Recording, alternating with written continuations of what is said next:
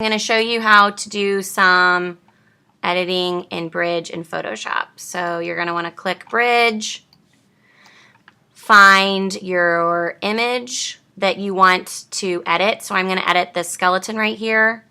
I'm going to right click and open in Camera Raw. And then the main things that you want to look at here is your white balance. So do I like how it was shot with a little bit more of a yellow cast to it, or do I like how it's the nice bright white? I think I like the auto change for the white balance. You can click auto here. That looks too washed out. Go back. Make some adjustments yourself. So I like to play with contrast. Always make your contrast nice and strong without it looking overdone. I like to use the blacks and kind of make those a little bit saturated, so bring that down some. And then maybe play with your clarity.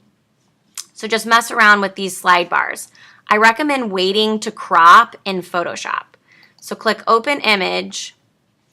It automatically will open it in Photoshop. Give it a second here. Then once it opens in Photoshop, right here at the crop tool, I like the perspective cropping tool.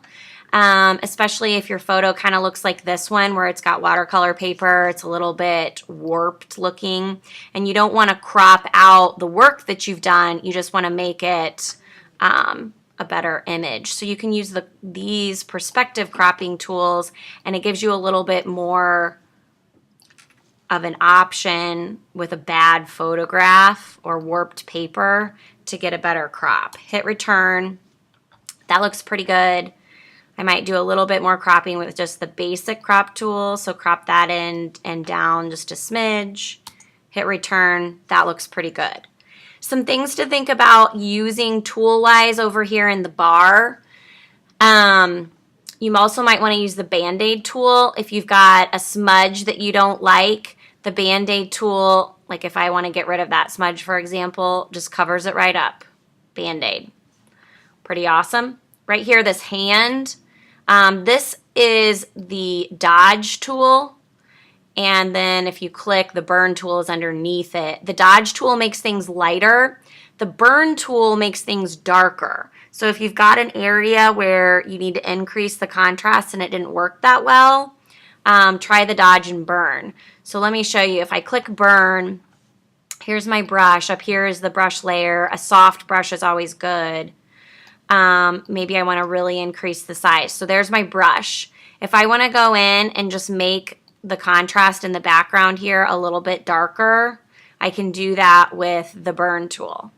Now what I've done looks a bit unnatural, so make sure that what you're doing is done with a very light touch and it doesn't overwork your image. But it could really help you increase some darks in a certain area. Then the Dodge tool works the same way, only it's lighter. So you could keep clicking, and make something really light. Another tool that you might want to think about, or another area you might want to think about, is image, auto tone, auto contrast, auto color.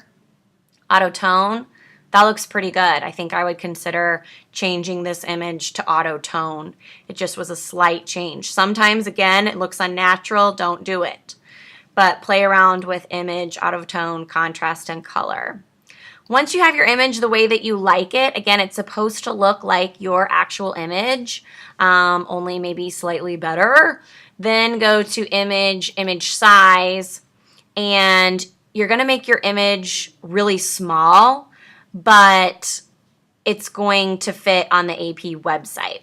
So you can't have anything bigger than 10. So whatever your longest or largest size is, you need to change it to 10. Check and make sure that the constraint proportion is on so it doesn't skew your image. But here, the height is the longest side, so I'm going to change that to 10. It automatically changes the width to 7. And then I'm going to take the resolution down to 72. Your image is going to get really tiny. That's what it's supposed to look like. Then go to File, Save As. Save your image to something that you can remember. Save it to a location that you can find, whether it's an external drive, flash drive, Google Drive, whatever the situation is. Save it and then you want to save it as a JPEG. Click Save, and you're good to go. That's it.